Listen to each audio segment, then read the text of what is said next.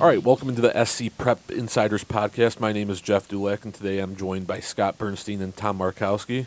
Tom, Scott, what's going on today? Hey, what do we got? The 8th week here, right? Yeah, it's a historic week in MHSAA history. It is. As Scott just mentioned, Farmington Hills Harrison, legendary coach, broke the MHSAA all-time wins record on Friday night. John Herrington. With win number 431, surpassing Birmingham brother Rice's Al Fracasso, who had the record with 430 going into the season. So today we're going to talk a little bit about John Herrington, kind of the legacy that he's created for himself, at a Harrison program that's, he's going to go down as the only coach to ever coach there. Yeah, isn't that funny? Just think about that when it closes next year, I guess the interview processes were easy at that place, huh?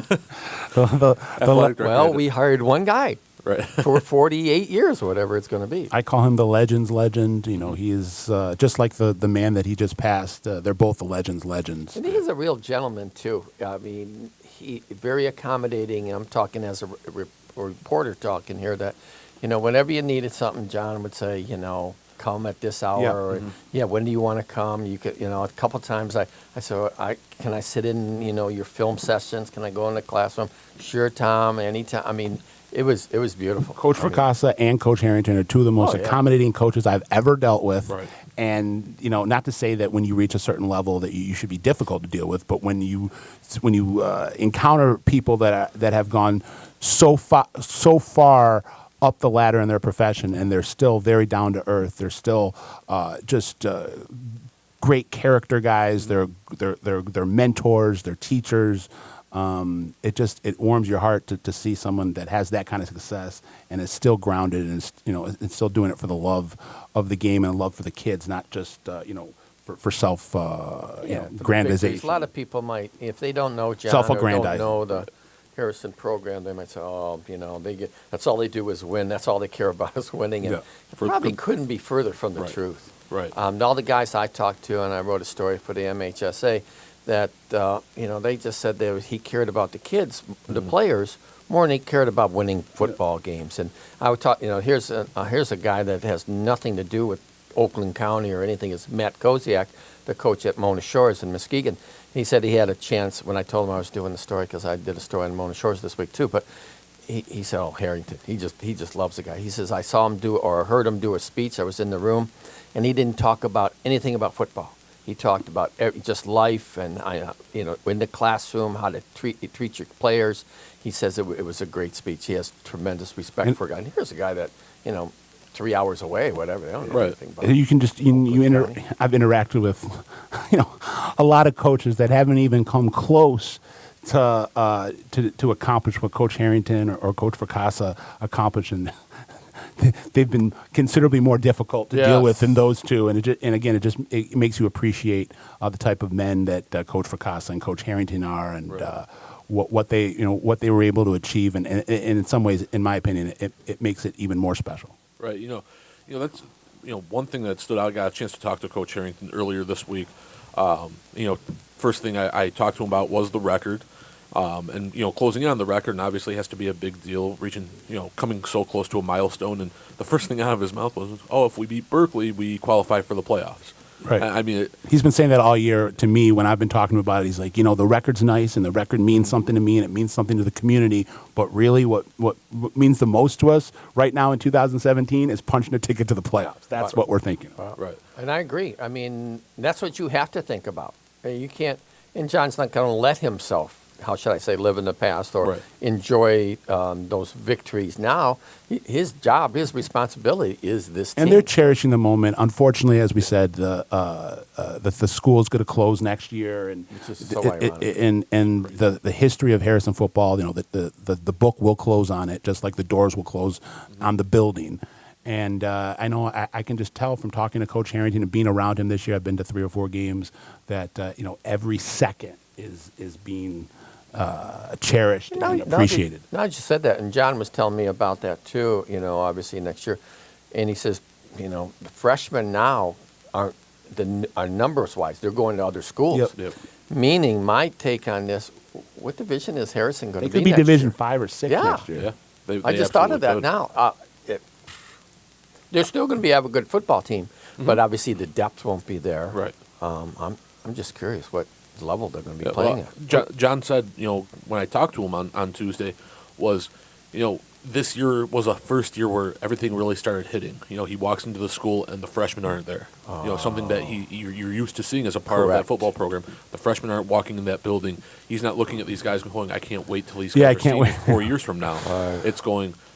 It's It's got to be an eerie type of feeling for right. him. And he's still looking on the positive side, and I also think that's why he's so focused in on a number of things, including his mindset for 47 years has been just make the playoffs, just win games, not really worry about himself personally. But these are the last couple of years where Harrison is going to have that chance to continue to leave that legacy. Tom and I have talked about it. Harrison's in Division III this year.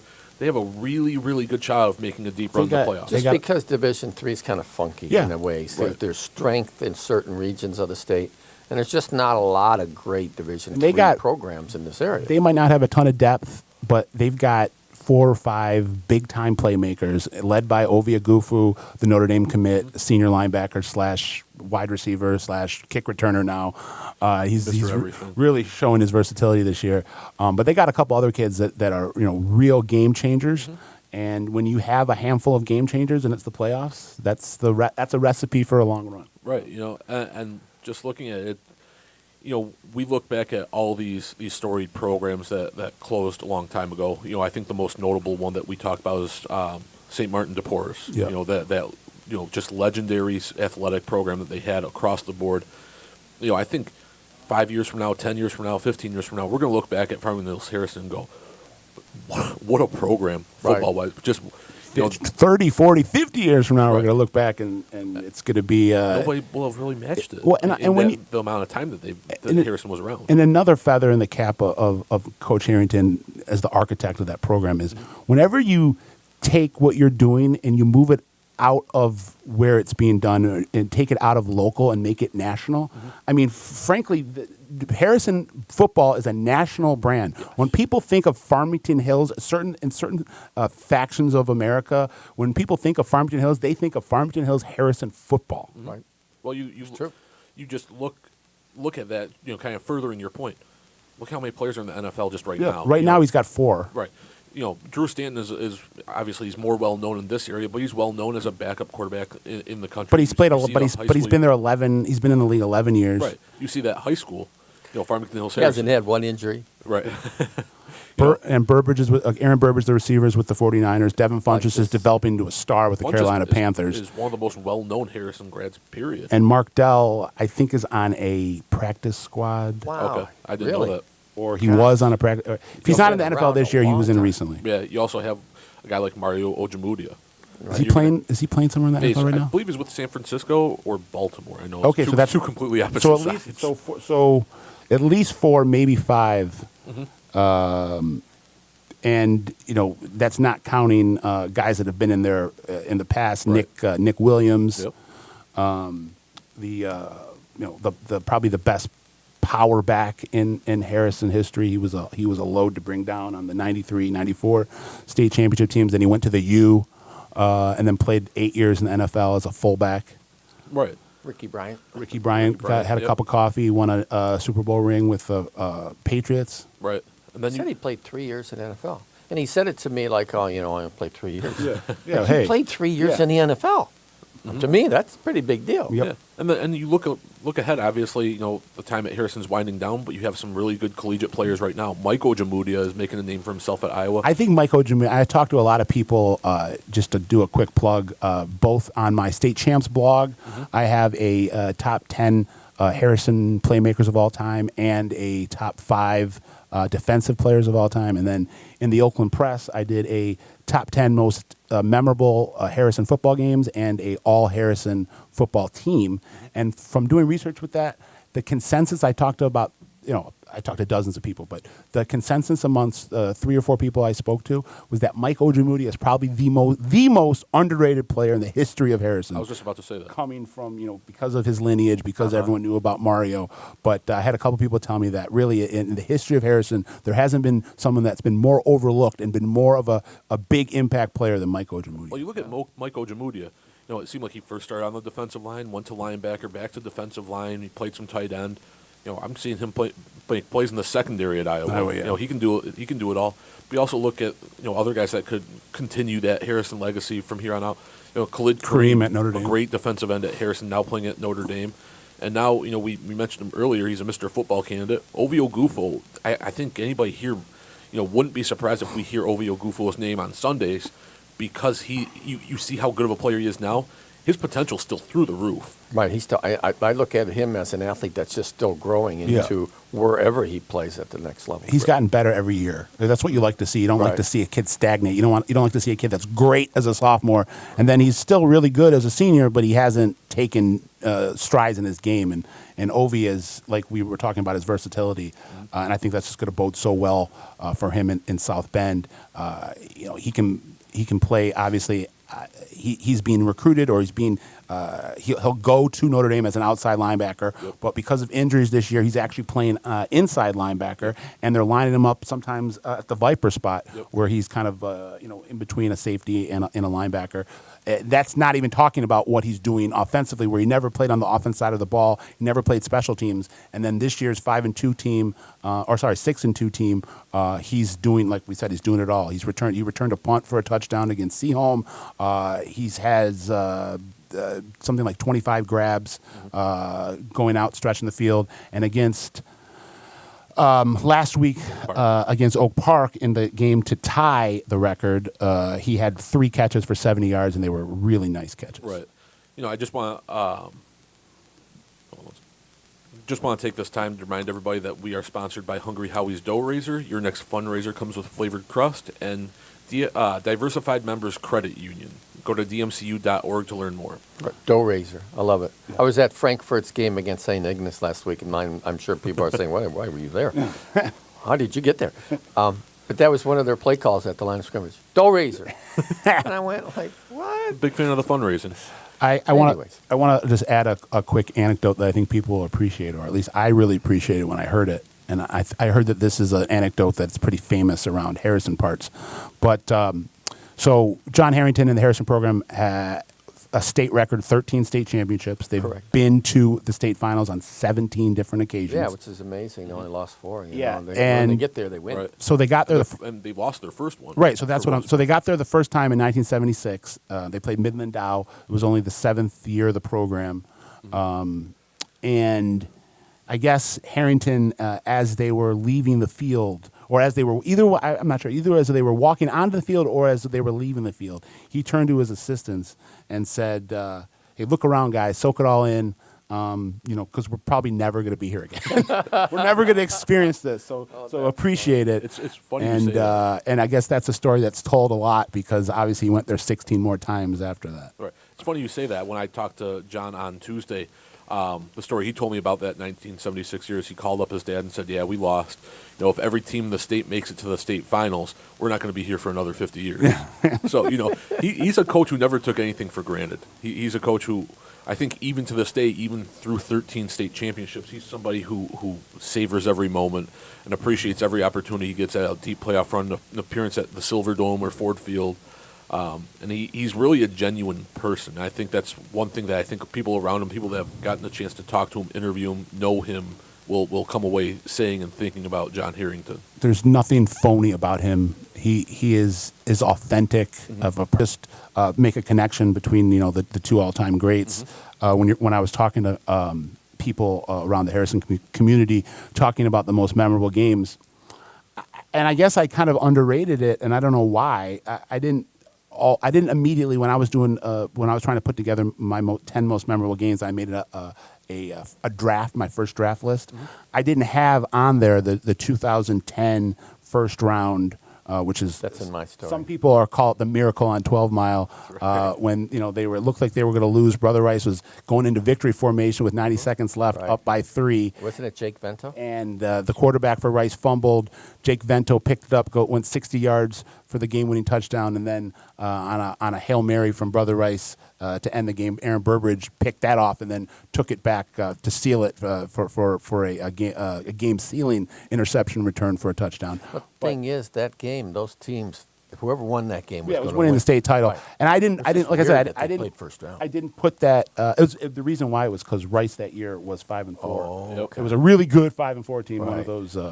But I think people forget how talented that Harrison team was, and they were that close to not even making yeah, it out of going the to the first state. round. So and when I started to talk to people, I hadn't even put that on my list of top 10 most memorable games, and people were like, "No, that needs to be in the top 2 or 3 most memorable games." And I talked. I thought so too. And I talked to. Especially when with Al being in. Yes, right. And then I talked to Coach absolutely. Herrington, and Herrington said, yeah, there were very few games that were more special and more memorable than that one. And I kind of overlooked it because it was a first-round game. Right. I was kind of looking at, state semifinals, regionals, finals. And he said that game was considerably more memorable than a number of his state championships. And that was just, that was an amazing game. So those teams was just loaded. Coach Herrington remembers that whatever broadcast, I think it was an MHSAA broadcast, he said that, we're on the sidelines and it looks like we're about to lose. And I got the TV camera right next to me, almost putting a microphone in my face with 90 seconds left, asking me how it feels that I just lost this game. And they're doing a wrap up about how the game's over with. And a couple seconds later, instead of it being 3 down, they're 10 up, and they're going forward to the second round of the playoffs. Right. That's funny. Kind of staying on the similar note that Scott was just on, talking about Al Fracassa, John and Al got a chance to talk and have a sit-down conversation before the Oak Park game a couple of weeks ago now, and they had the chance to kind of talk about all things, whether it's football, whether it's the impact they wanted to leave, and a legacy they wanted to leave. But they also obviously talked about the record. It was the elephant in the room. They talked about it, and John made a funny, I thought it was a funny comment, and he told Al, he goes, I probably would have broken this record a long time ago if I hadn't gone 2-6 against you guys. Right? I mean, it just shows they both had a good laugh out of that, but just shows and if Harrison would have had that miraculous win, it would have been 1-7 all time against Brother Rice, and it shows you just that obviously you can't. I don't know if you call it a rivalry, but those teams clashed a lot, and it. And then Rice beat them the next year on their way to their 30-7. Yeah, on It their was way to the the three final. on the way to their And three-peat. that's the team that was all the seniors. That was that was the team that was nationally ranked. The 2010 Harrison team wasn't Right. as in terms of nationally wasn't as well recognized. But guys, what was the difference between Jake those? Vento. Jake Vento. Tommy Vento. Well, Tommy Vento was the quarterback Graduated. in the Right. 2010. Jake Vento then took over at quarterback, But he had a- and he he had a broke busted up ankle. his ankle Right. Yep. in the first or in the. It was the last the week week of the year. before. It was the first round against Seaholm, Seaholm. Yeah, okay, and then right, the yeah, exactly. next year they played in the second round. The first round, Jake Vento busted his ankle. They had a backup quarterback in, and it just looked Couldn't get like the they ball. were very deflated. Yeah. Those high profile guys without their leader. without their leader in there, The next they didn't play Vento. very well. One of the funniest things I remember about, I guess it's not funny, but just shows you just how big time of gamers those Ventos were. You want to talk about two guys that, Tommy won our Mr. Football award. I think Jake got overlooked at times. He was just a tough guy. I remember Jake was great, a great high school player. is Jake what was he a better high school player than Tommy Right. overall. Tommy played 1 year and started 1 year. He was a backup. I think he was JV quarterback as a sophomore, Right. backup as a junior. Won the job, basically beat his brother out for the job his senior year, and then went on to have one of the greatest single season performances in the history of the storied Harrison program. Threw for over 3,000 yards, 31 touchdowns, an undefeated season in the state championship, and he looked great at Ford Field. He was a backup at state for his college career. But the one thing about Jake going into that game that I remember is, people were, after he got hurt against Seaholm, people, he was the big question mark. Are you going to be okay to play? And everybody knew how bad his injury was, and he told everybody, I'm going to try to play. I'm going to try to. You're talking about he was injured. It was an ankle, I That think, wasn't it? ankle injury was pretty bad. Yeah, it was He really didn't get on the field that year. No, he did get on the field, but I still remember that everybody talking to him, talking to Harrington. He wants to give it a go. And They probably, they could have repeated. Right. If Jake Vento hadn't been hurt, because Jake Vento was just as good of a quarterback as he was a defensive back, as a wide receiver, and as a kick returner. right, Scott talked about the all time. Yeah, we talk about some of the games. Oh, okay, go ahead. I guess Scott mentioned his. Tom, is there any specific game in your eyes that really stands out from John Harrington's 47 years? we just tackled that one with Brother Rice, Yep. and I think that the reason, we alluded to is because he's going against Al. I mean, here you have these two coaching legends, and I wouldn't consider it a rivalry because, for one thing, They only didn't play played enough. 8 times. Yeah. Yeah. Right. Let's say if they played 20 times, okay, Yeah. I would acknowledge that. It's just the '89 game. And there was 2 games in The Du- '89 that I wrote about. The DeWitt. Yeah, the state DeWitt championship? final and the game before in the semis, which was the Ice Bowl, which it will never leave my mind unless I'm gone.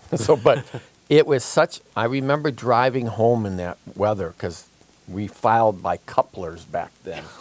Yeah, I know. What are couplers? They would you would have to put your computer into a phone hookup so it could listen to the electronic things coming out of your computers. Anyways, people they're saying couplers. What does that mean? That game was 3-2. Hill kicked the winning field goal. East Grand Rapids, I mean, it was a joke. I think there might have been 100 yards gained in that game. And it was an ice-covered field at Flint Atwood Stadium. Jack Roberts was there. The game was halted. The refs halted the game about 10 minutes in, halfway through the first quarter. And Jack Roberts took the officials into a mini locker room. And 15 minutes, they come out, saying, we're going to resume this game. There's a lot of controversy on whether that game should have been played, obviously, for the safety of the players. Fortunately, nobody got seriously hurt. And I remember, the next day is another famous game. You had King playing Brother Rice in the semifinal in Class A. I think it was single A, double A. Boy, I'm thinking. King won that year. The King won the state title. No, they lost 2. I can look that up, but Brother Rice was loaded. They had Bobby Utter. Bob Utter. They had Mitchell. They had Pete Mitchell, who played in the NFL. right, and Morrison, who played for Michigan. Steve Morrison, who played in the NFL. Oh my gosh, they were so loaded, and they lost 6-0. And I remember they was partially ice covered that field because they had another 16 hours after the Harrison game, and so some of it was some ice, but not a lot. People said, "Oh, this is terrible field conditions." I said, "You ain't seen nothing until you saw the game last night." The '89 semi, the final was 3-2. 3-2. Wow. Maybe that should have gone in my most memorable games. Well, because there was, you had George Barczewski coaching a legend in the Grand Rapids area.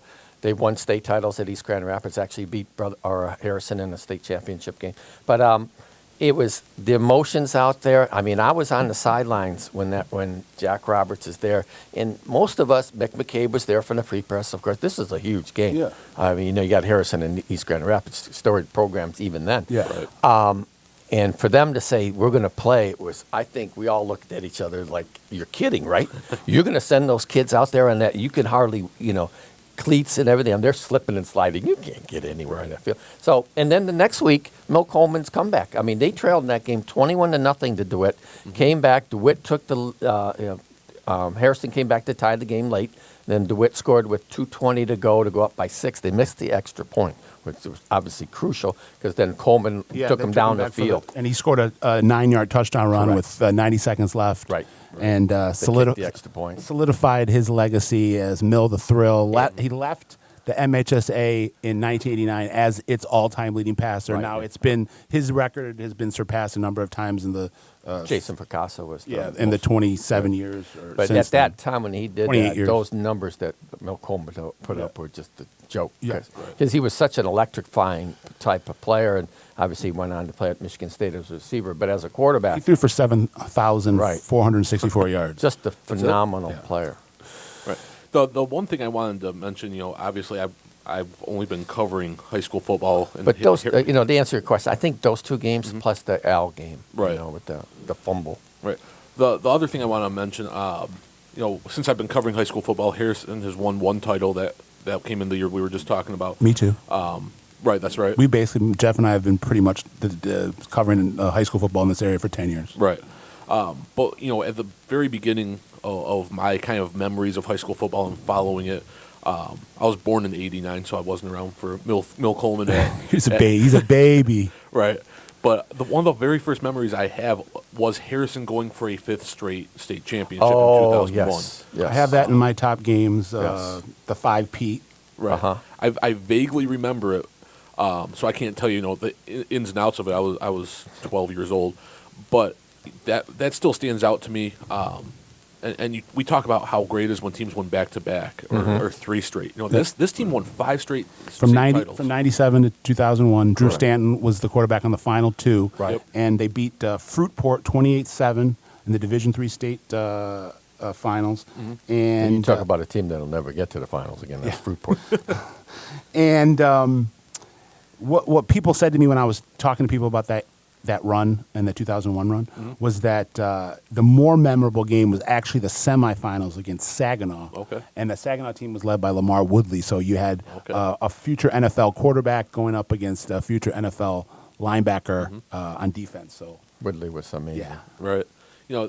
That 2001 team, I had a really close friend of mine had a family member on the Harrison team in 2000 and 2001, I believe. So I got a chance to see it. But watching those teams was one of the more fun things I had an opportunity to do. When it comes to watching high school football, I think Was it just the athleticism or just what made it was him? athleticism, and then that's also when I started becoming a Michigan State fan. I knew about Drew Oh, Stanton okay. There and you Akeem Shabai, Right. and having a chance to watch those teams, and it kind of, I think that's a big place of where my love for football began. Yeah, I was talking to Ricky Bryan. He played on the first 2, I believe, of that run. And, it's just fun talking to Ricky about, the great teams and, the players that were out there. It's just, when you think of all the great players that Harrison has had over the years, Yeah. it's just phenomenal. There's been a drop-off, and I think there's a number of reasons why that is. You have the advent of, I think, Southfield becoming more of a power now, and West Bloomfield, and the advent of players, how should I say, jumping schools. Yeah. More so than ever. And I can relate to Jeff maybe about a decade or so earlier. When I was 11 or 12 years old, I would have my dad drive me to Mill Coleman's games. So that was just like Jeff said, that was one of the major reasons that I got hooked. I mean, obviously you were a Lions fan, but back then the Lions weren't very good. I was a Michigan. Chances are they probably weren't very good at any time. in their life. And I was a Michigan fan because a lot of my family went to Michigan. But it really was that, when I was 11, 12 years old, 88, 89, Mill's last 2 years, I probably went to 6 or 7 games on a Friday nights at Harrison. As just, and my dad was not he's a sports fan, but not a huge sports fan. And he was just doing it because I wanted to do it. And it was something kind of local. We were 5 minutes, we lived about 5-10 minutes away. And those, both going to those games and then during the winter of that same era, going over to Country Day and watching Chris Webber play, those, you can't grow up with 2 better all-time Michigan athletes than Mill the Thrill and Chris Webber. And that really, at that time, that too, got me the same bug. era. Yeah, and that got me the bug and really got me in terms of it breaks you in, and then it's like the world is your oyster after that in terms of being a fan. I don't think Scott's alone. I think that Yeah. turned a lot of people on. absolutely. Mill Coleman. Just I couldn't believe what I was seeing. Obviously Weber, but with Mill Coleman, who at the time, as 11 or 12 year old, he seemed like he was 6'5". He seemed like he was Cam Newton. You know what I'm saying? But then then the first time I saw Mill Coleman in person, it's like he's not that big at all. He's tiny, but he was able to. He was the nickname was so fitting. I mean, absolutely. he was just such a thrill to watch. Yeah. busted plays were his forte. One of the, it's another vague memory, but when I was a kid going to, it was either 2000 or 2001, going to Farmington Hills Harrison, I couldn't tell you who they were playing that game. My dad is a big football fan, a big sports fan. He's kind of who instilled my obsession with the sports world. But I remember, you want to go to a football game, and yeah, where? It's Farmington Hills Harrison. I hadn't even really thought about the possibility of going to a high school football game back then. That was kind of like an afterthought. I watch college football, I watch pro football, but getting a chance to go watch, Farmington Hills Harrison in a high school game and seeing just what was on the field in that game was something that was awesome. And before we switch over, maybe we'll finish off by talking about some all-time Harrison great players. Exactly where I was But gonna go next. before we move there, let me just throw out just a couple more comments about some great Harrison games, and I'll be real quick. They won their first state title in 1981, beating Muskegon Catholic Central 7-0, and that Muskegon Catholic Class Central. B team. Yeah. Then they moved up Class to A B, the and they next moved to year. A in 1982. But that Muskegon Catholic Central team was riding a 20-game winning streak, and that senior class in the 81 senior class of Muskegon Catholic Central dating back to their freshman football, had not lost a game. So that was a big win. In '82, they ended up. John, I'm going to Yeah. interject, and I didn't get the chance to put this in my story, but John Miller was starting that year as a freshman. freshman. And he liked to tell the story. I didn't get it in my story, but he said that he was wide open. They ran some play for him, because he was playing both ways. And he dropped a potential touchdown pass in that game where we started laughing. And he said Sutter was like giving him all kinds of, 7-0, for that. man. And I said, John, isn't that great? We can laugh about it because you won that game. Yeah. If you didn't win that game, then we wouldn't be laughing about that. And then in 1982, they got back to the Silverham at Right. time, and it was a double overtime classic versus Dearborn Fortson, another kind of hallowed Michigan prep football program. No doubt. And double overtime, Dave Blackmer, who's probably the best kicker in the history of Harrison, Great fullback two-time linebacker, All-State. too. He ended up kicking at Wisconsin, and he kicked the game-winning 24-yard field goal. And then the other game I'd mention before we move on would be, or maybe two more games I'd mention. Harrison's first win, which was Week 3 of 1970. They beat Utica Eisenhower, which is coached by Bob Lancey, who's still coaching. He's over at Stony Creek right now. Crazy thing about those are two all-time greats, and little did we Yes. know in The first win 1970. that he had Yes, was over and, Lansing. and Lancey That's is the number 9 all-time on the MHSA coaching list with 309 wins Right. going into this week. Inching up there at Yeah. Stony Creek. Still having fun. They're on a I saw him 2-game this winning year. streak right now for Stony Creek.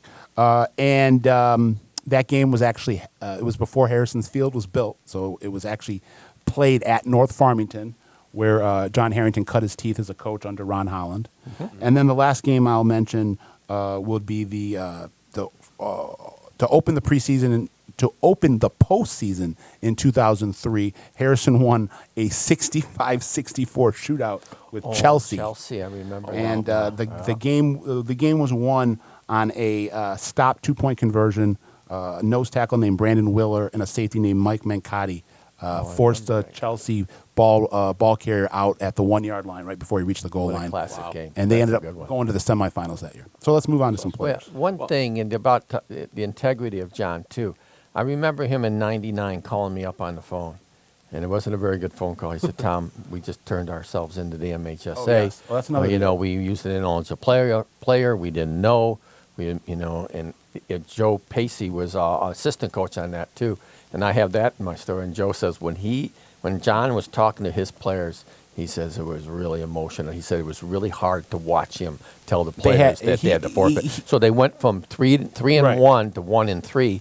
Lost another game later that year against Walled Lake Western. They had to got win in out. at 5-4. They had to win out. They had to win their final 3 to get in. John Herrington, or Coach Herrington, was talking to me about this, Yes. saying that because it was such a memorable season. And they beat Country Day 17-13 in Week 9, which obviously Country Day was pretty darn good at that time. And then they went on to win the state They title. went on to win the state title, and John Harrington mentioned that to me as one of the most memorable seasons because of having to overcome that type of adversity. Yep. And then he wasn't as talking about that year. He obviously the state championship was a big deal, but he remembered the state semifinals against Monroe Jefferson. And that game was kind of referred to in Harrison lore as the fumble game. Yep. And Monroe Jefferson, I guess their all-state running back, whose name is escaping me right now, was breaking free for what would have been a game-winning touchdown with the last 10 seconds. And a defensive back for Harrison named Tim Doig put a hit on him and jarred the ball loose at the 2-yard line with about 5 or 6 seconds left. And Harrison recovered and ended up winning, going on It's to just funny how those things turn out. You make your breaks, and when people say, "Oh, we got lucky; they had 3 turnovers," no, actually, you've probably forced those turnovers. Right. And that game against Creston in the final was a wild one. didn't- It was 42-35, and I remember John telling me, he says, "We couldn't stop them; they couldn't stop us." Have they ever? Is Creston? Was that a team that's That ever was- been before or No, since? No, that was it. That was Smokey somebody. What the heck? The head coach name? Smokey? No, it was Sparky McEwen. That's who the coach was at Creston. Really good team. Well deserved to be in that game, and they ran that wide open stuff, and John had a little trouble with that. So obviously, if we're talking about players, I mean, obviously we talked about Stanton and Mill the Thrill and Ricky Bryant as a wide receiver. Well, John Miller as a Kevin running Bryant, back. his brother, went to Michigan. Kevin Bryant. What I want to know is it, because I never got a chance to see him, is it a foregone conclusion that Mill is the best Harrison football player? Yeah, To me, it's- I guess the only one I would Him and say, John Miller. I was just going to say that. I think, as great as Drew Stanton was, He only played really. He only played 2 years. His Right. family came from Oregon, so Right. he played his first 2 years of high He school He wasn't football really in starting Lake quarterback Oswego. to start his junior year. He was fighting out that with Agim Shabai. But, Stanton's up there because they were great. I mean, you got Stanton throwing to Shabai. Just that would go to get you a great team. And he was throwing to Terrell Mayberry, who ended up playing in Oh, college as a remember him, too. cornerback. Yeah. Dave Condeni, who Oh, tight end. ended up playing in the secondary at Also Central a good Michigan. defensive player, Yeah. too. Yeah. Right. So he had some good. And then obviously, let's not forget who was running the ball on those teams. Marcus Woods, the all-time leading rusher, Went to Missouri. career-wise for Harrison. Hey, look, those teams had 4,803 yards. They were loaded. Yeah. That's when they were really had a lot of talent. So you had the Woods brothers, if you're talking about, Marcus Woods and Kevin Woods, great running backs. But then you also had the Granger brothers, Roy. Jason and Roy, Right. who were Roy's a pretty crazy guy. both very slippery Oh, man. tailbacks that I think one was at DePores at one time and then transferred to Harrison. Jason was class of 96, Roy was class of 92. They were great. They both won state championships. They were great. The first great Harrison running back, from what I'm told, is Mike Bowden Bowden, wow. from that escapes me. 1977. He played at Iowa State in Wow. college. See, that's why I wasn't working at the news. He was the captain of the 76 team? 76 team. Okay. Obviously, we're the guys that are in the NFL today: Aaron Burbridge, Mario Funchess. Ojemudia, Devin Funchess, and Devin Funchess is a guy that wasn't a football player. Right. He was a basketball player that all of a sudden his junior year realized that wait, maybe it's better at 6'4" to be Sounds a little like Tristan Jackson. to be a tight end or a wide receiver than an undersized power forward on the basketball floor, and had an amazing junior year, had a good senior year, and then went to Michigan. Played well. Played well, got the number 1 jersey. Was a second round or third round draft pick from Carolina. Second, I believe. And went to a Super Bowl with Carolina, and is just getting better every year. Yeah.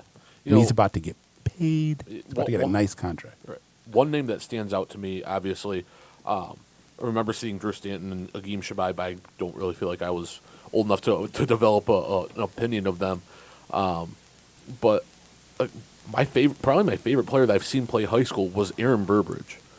He made so many incredible catches. The first Great hands. That's what I remember. He Right. rarely dropped a pass. he made this may have been the first time I covered Harrison. They were playing Farmington. He went over the middle and made a diving one-handed grab and I might have- stabbed the ball out of midair with his They'd with run his the right jet hand. with I him, might have too. been the So first he's one. Such a good ball guy. I take pride sometimes when I can say I was the first person to put this guy's name in print. I think I might have been with Aaron Burbridge. I think I was at his first game, and he was a sophomore, and it was coming off of a Harrison. I want to say in 07 they didn't make the playoffs, or 08 they didn't make. I think it was 08 they didn't make the playoffs, so they were coming into a season, a rare 08. playoff, 08. a rare playoff miss, and they were reloading. And Burbridge was starting his first game as a sophomore, and I want to say he had 2 touchdown grabs. And I remember talking to John Herrington after the game. He said, "This is the next Ricky Bryant. This is the next Agim Shabai." And I remember writing. I still do now. I do a weekly column in the Oakland Press, and I remember writing. I think it wasn't my lead in my column, but it was like the second half of it. And I remember I forgot what it was, like next man up or something, and it was about Aaron Burbridge, and obviously what John Herrington was saying was obviously true and more. He's making a living as a pro right now, and he led the Big Ten in receiving as a senior You at talk State. about that Stanton Shabai teams. I'm going over the numbers that they put up. The closest game they had as juniors in the playoffs was 36-6 over Lapeer West. The closest game they had as seniors was Saginaw game that we alluded to, 31-14. And if you look at some of these scores that they were both 14-0 that both seasons, they were scoring 61 points, 54 points, 49 points, 51. They're just loading them. Right. All these scores is just amazing. Mills' top targets back when he was throwing the ball around was Brian Waldron and Chad Burgess, who are Yep. both guys that probably should be mentioned. All-staters. And then when you're moving over to the defensive side of the ball, a guy that I had kind of forgotten about, and then when I started to do the research, it popped back in my head big time because he's Harrison's all-time leading tackler, Blazo Sercevic. Oh, wow, yes. I remember that. Has 299 tackles, most in Harrison history. Ended up playing in college at Hawaii. Sounds like a nice college destination. I think he Must got have been a smart kid. Yeah, I think he got. I think he got hurt. They were telling me that he might have got hurt early in his career at Hawaii, but played at Hawaii. Might have played on the defensive line at Hawaii, but was a linebacker, a two-time All-State linebacker at Harrison. The first great Harrison defensive player and someone that's incredibly close to Coach Herrington's heart was a guy named Sam Pink, who was graduated the year before they went to the state finals. So he was class of 1975. Kind of one of the guys that really started the Yes. tradition. And then another guy that needs to be mentioned from the 1970s era that everyone told me is another one of Coach Harrington's favorite was a guy named Paul Rogand, class of 1976. They called him the Harrison Jim Thorpe. He did everything, and then ended up going to play in the Big Ten at Minnesota and was University of Minnesota's place kicker in the late 70s. Boy, I kind of remember him. And then finishing off, with with special teams guys, Jake Vento, who's also, was a great wide receiver, but was one of the great return. Even though he played quarterback, he played wide receiver, but just one of the great return men that they've ever seen. And then Javon Shaw, I was just about to say that name. who was a quarterback from like 13, 14, 15. He injured his knee, I believe, against Fenton in the first or second round of the playoffs, and that kind of derailed their state championship run. Or else I think they could have made it to a state final that year. That was 2012 then? They played Fenton yeah, in it the was first round. yeah, They lost 22-19. I believe that might have been it. And he got hurt in that game. He got. Wait a minute, 2014. 2014. That was his. That was his. Yeah, They beat It was his Fenton senior- that it was year. his senior year. And they lost in the semis that year. That was a crazy game to Mona show with Tyreek Jackson. Yep, and that was everybody. 24-25. Yeah. That game, Javon Shaw, he got hurt Javon. returning kicks, and he was the team's quarterback, and he was the remember team's that. defensive I back. do remember him. He was Mr. Everything on that Yeah. team. He's one of the guys who will go under the radar. He's but playing he at was a heck of a- Ferris yeah, right now. Yeah, he was a heck of a player. Steve Hill and Dave Blackmon are the two best kickers probably to ever play there. That kick to make it 3-2, and then kicked the winning extra point. And actually, he got banged up on kicking that field goal in that semifinal, but he was able to kick the following week in the final. Just talking to John Miller about that 81-82 team. Because they jumped from B to A. He says there Right. was So such a in '91 they were Class B. They won the state championship. Yeah, In '82 it was Class right. A. He says there was such, back then there's 4 classes. There wasn't any of this 8 stuff. And he said it was such a big jump for them. He said they didn't really have any superstars that playing football, except for John. He would never say that himself. But he said they had a lot of multi-sport athletes on that team. And they were all good athletes. They just weren't really that good at any one particular one, but they were just good. What's Johnny doing now?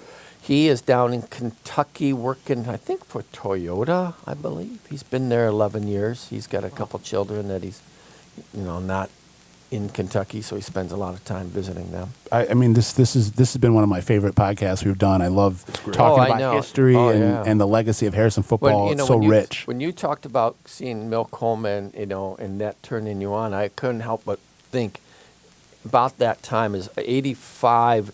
84, I got into the sports. 82, I was hired full-time at the news, but 84 is into sports full-time. I was freelancing for a while.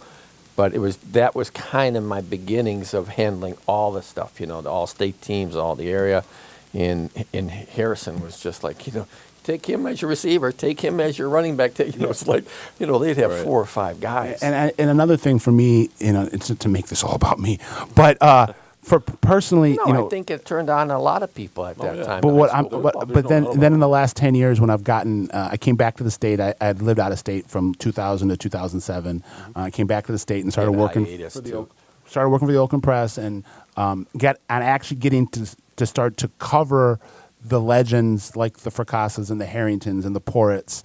And guys like that to actually get to cover them and get to know them and get kind of immersed in the programs from the coverage angle has just kind of also been very special to me. And getting to know John and being able to just call him up and he know who I am, or go get drinks with him, or call Coach Fracassa and have him literally like, oh, I'm watching watching my show with my wife, but I'll take 45 minutes to go sit with you on the phone. I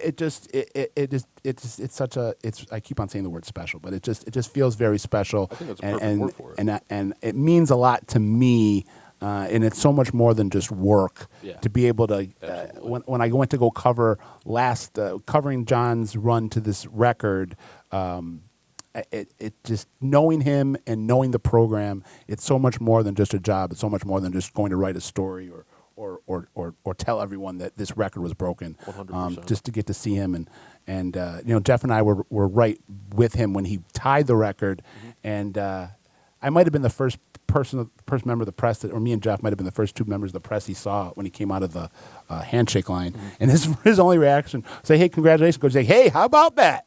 Right. Like he's like acting like he's surprised by it. Like this hasn't been on his mind for all this time. To go off of what Scott was saying, just kind of, obviously I think Tom being around Al and John for as long as you have, you've developed some really personal relationships and really gotten to know them. I've covered them a handful of times over the last 10 years, but every time you run into them, they're happy to see you. They're accommodating, like what Scott said earlier. They're just really great guys. A quick story, one of my favorite stories, it's my favorite story to tell about covering high school football, was covering Brother Rice. And probably the second year I was covering high school football, I was working a second job. I got out of that job late, and I had to run over to cover Brother Rice play Divine Child at Divine Child. And I went there, and I had a bunch of my Michigan State stuff on. Got there shortly after kickoff, and after the game, got a chance to interview Al, introduced myself to him, had a really good conversation. I didn't cover Brother Rice for 2 years after that, and I come back that year. I was still working the second job, but I was wearing completely different clothes, wasn't wearing anything related to Michigan State. And I walk up to Al, and he looks at me and goes, "Hey, Spartan Bob, how have you been?" Spartan Bob. How have you been? The first game I covered, and this just tells you all you need to know great. about Coach Fracassa. First game I ever covered Coach Fracassa, they beat Oak Park in a week, I think it was a week one, highly anticipated game. Edwin Baker was the Oak Park running back. And I remember Coach Fracassa didn't know me from anybody. Right. And I had that. So all the reporters had gathered and asked him a couple questions after the game, and then all the other reporters kind of left, and I had some other questions to ask him. And he literally put his arm around me. "Hey, son, come over here and whatever you need to ask me," and like sat with me, like literally like holding me, like I was his child, with his arm around me for a good 5 minutes when we're talking. He didn't know who I was. Right. And that just was like, oh, wow, what a guy. Right. And I'll let Tom kind of close out this podcast on kind of his thoughts and maybe a story. Two things I want to say. One is the consistency out of Harrison and John Herrington. Since 1972, his third season, when they struggled, obviously, coming out of the gate, he's had 3 losing seasons, and all 3 of those were 4 and 5 seasons. So, crazy. I mean, early on, I think there were 3 and 6 or 3, I think 4 he has and 1, stuff like that. I think he has the number 1 winning percentage in state history. He's over 80%. Yeah, it's just a little better than Al's. Al's got a few more losses. Yeah. You talk about Al, one of the first memories I have of Al is in '87, and it's not a pleasant memory for Al, and he wasn't really talkative after this game. They lost to Catholic Central in a Class A semifinal, 14-9 at Walled Lake Central. It was freezing cold. You could only imagine, some November day, and we've had some of those semifinals.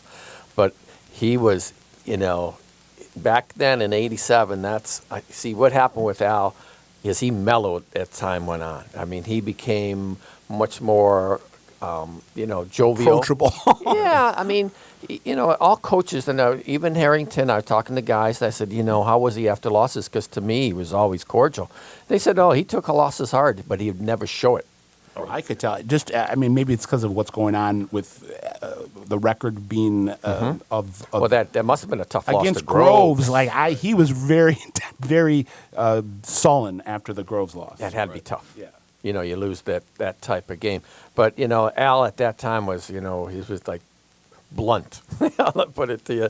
And it was like, boy, that was my third year in the sports department in '87. I was like, man, this guy's a tough one. But he did mellow out as time went on. I think all coaches end up doing if you're going to last that long. If you remember also when Al was going for the record back in whatever, I don't remember what year it was, but there was like 2 or 3 games where he was about to get the record and his field goal kicker missed game-winning field goals. Literally 3 straight games they lost on potential game-winning field goals. And he was just like, I remember interviewing, he's like, it's fine. We're going to be all right.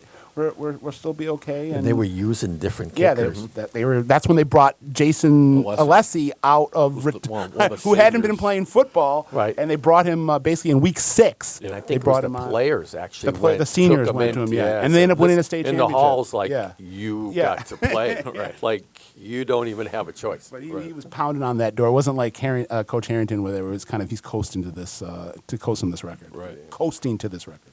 Right. No, I think we're good. I wish John all the best. I wish them luck in the playoffs tonight, whether we open the show. I think they got a chance to make a run, and wouldn't that be great in this season that he sets Yes. the record, Awesome. that he, at least gets to the semis and Anytime you plays have on a big stage. Anytime you have a great defense, you always have a chance to make a run. I agree. Well, they played a good schedule. Yep. That first game, the East Grand Rapids, I remember thinking, is Harrison that Yeah. bad, or is East Grand Rapids that good? I think the answer to that one is East Grand Rapids. The is latter. pretty good. Yeah. Yes. Well, that does it for this edition of the SC Preps podcast. I want to say, I think this was probably one of our favorites, just to kind of look back and reminisce. No notes for me, except for Right. I'm looking at some of this stuff on the Michigan.football Yep. dash football website, just going over some of the scores Yep. and records and stuff. Yeah, That's fun. I want to ask everybody that's listening to do us a favor, and maybe we'll do a follow-up podcast in the near future. But if you're listening right now, do us a favor and go in the comment section. Let us know your favorite memories about Coach Herrington, Coach Fracassa, or any of your coaches that are out there. Maybe we'll have another podcast and go over those, because this was a lot of fun and kind of talking about kind of the legacy that both coaches have really left, and what coaches could be next. Might be another one that we do. So for Scott Burnstein and Tom Markowski, I'm Jeff Dullack. Thank you all for listening. Have a great day.